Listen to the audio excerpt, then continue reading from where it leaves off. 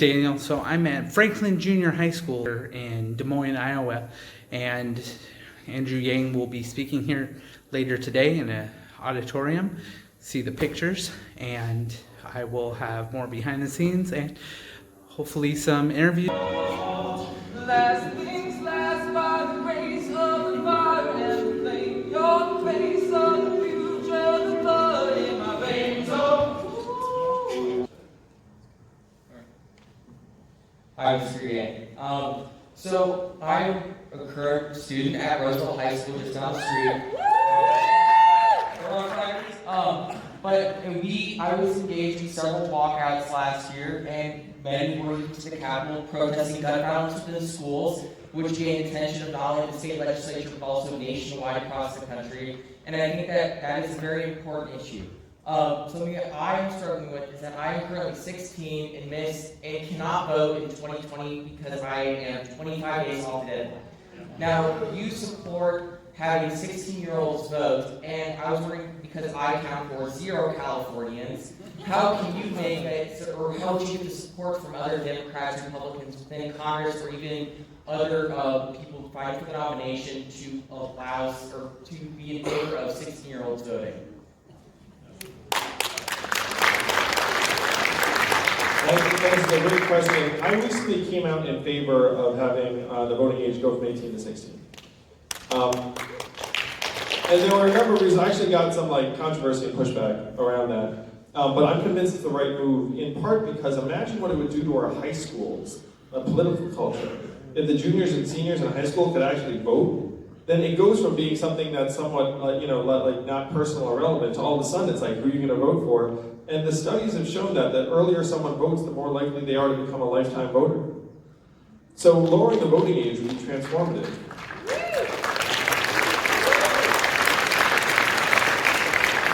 Now, some of the pushback I've gotten was like, well, 16-year-olds don't know anything about politics. And what I responded to that is like, it's not like we're giving people a pop quiz when they show up at the ballot box. There are probably people making votes right now that are not exactly reading Politico every day. I think Politico's in the room. Sorry, Politico. So to the question of how we can get people on board with that, a friend of mine actually proposed it in Congress and got about 100 supporters in Congress, which is not enough to pass it.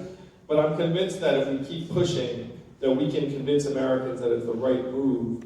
And to me, it's a moral issue because, frankly, you're going to be here longer than I will. And so if you're going to be here longer, you should have a say in what's going on in our country. And it shouldn't be that you feel like your voice doesn't count at the stage you're at.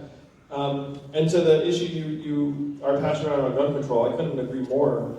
Where, to me as a parent, it's crazy to me that students are coming to schools and are actually concerned about being caught in a shooting and having drills to protect themselves. And so I'm for common sense gun legislation to try and make it harder for Americans to get access to deadly firearms. But I'm also for a massive mental health initiative, which is very much part of that. My brother is a clinical psychologist, and I know that there is so much more we can do. And so investing in mental health is one way that we can help address the violence. And one thing I've already committed to is I'm going to have a psychologist in the White House. I thought that was a good idea even before this administration. We can destigmatize the mental health issues that, frankly, we all struggle with. And there is a mental health crisis in this country among young people in particular, really among all Americans. Because if you look at the rates of anxiety and depression and the stress levels, we are more stressed out than just about any other advanced country at this point. It's one of the reasons I'm so passionate about the fact that we need to humanize our economy as fast as possible and get you the right to vote, man.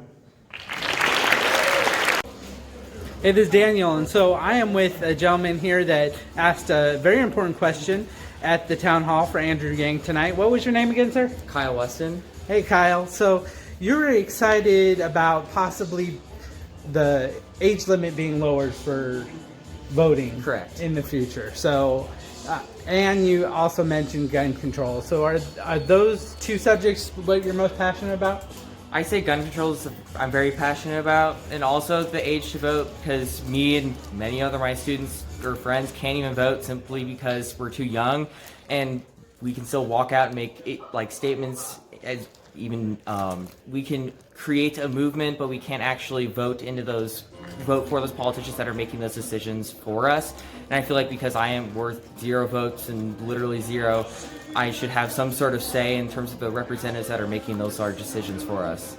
So I never even considered young people voting until Andrew Yang, and what struck me is it kind of made sense, because the earlier people get in, the more involvement there'll be later in life. So 18 to 24 is maybe the lowest voting demographic. But if you start at 16, maybe 18 to 24 would be a higher demographic. You know what I mean? Like, if you get in early on the process, does that make sense? Right, and I think that could be an issue, or that could increase voter turnout, especially because, like, while there was a blue wave in 2018, it saw an increased involvement of voters and increased voter turnout. I feel like if we went down to 16, we'd see an even larger turnout. And during the 60s, people were like young enough to fight, young enough to vote. And I feel like even now, like many even 16-year-olds are allowed to drive anywhere they want, have licenses, and it feels like if they're allowed to control a vehicle who could kill themselves or kill somebody else, that they could, if they're young enough to drive, they should be young enough to vote. So there are informed young men like him out there ready to vote at 16. So I say make it happen. So thanks again for doing this interview, and stay tuned for more behind the scenes. Go ahead and subscribe and like and share this video. Take care. Bye.